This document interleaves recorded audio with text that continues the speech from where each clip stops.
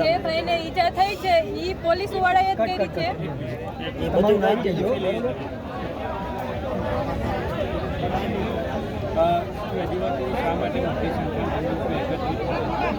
મારું નામ બાળા ભાર્ગવી છે અને અમે પહેલાં અહીંયા ગાર્ડને ભેગા થયા હતા. ત્યાંથી અમારે બધાને ભેગું થયું અને અમે વિધાનસભાએ પહોંચ્યા હતા.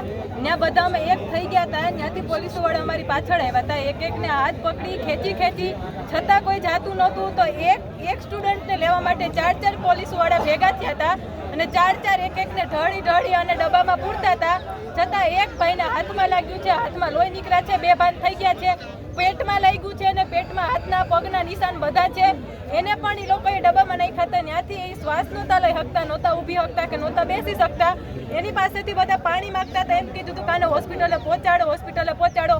પોલીસવાળા ડબ્બામાં ભેગા હતા છતાં એ લોકોને ખબર હતી કે આ ભાઈને આટલું લાંબુ થયું છે, નથી શ્વાસ લઈ શકતા, તો પણ એ લોકો કઈ આન્સર આપતા નહોતા. અને ગાંધીનગરની બહાર જ્યાં ઇન્ફોસિટી છે ત્યાં એ લોકોએ ગાડી રોકી અને બધાને ઉતારી અને પોતે ત્યાં બહાર હતા જ. એને ખબર હતી કે આ ભાઈને મજા નથી, આ ભાઈ શ્વાસ નથી લઈ શકતા, છતાં એ લોકોએ કોઈ જવાબ ન દીધો અને બધા પાછા ત્યાંથી ભાગી ગયા. અને પછી એ લોકો 108 લઈને આવ્યા ને એ લોકોને 108 માં લઈને અત્યારે સિવિલ લઈ ગયા. એ ભાઈને અત્યારે સિવિલમાં લઈ ગયા છે. સિવિલ વાળાએ રિપોર્ટ પણ આપ્યો છે. સિવિલ વાળાએ રિપોર્ટ પણ આપ્યો છે. અરે આ જો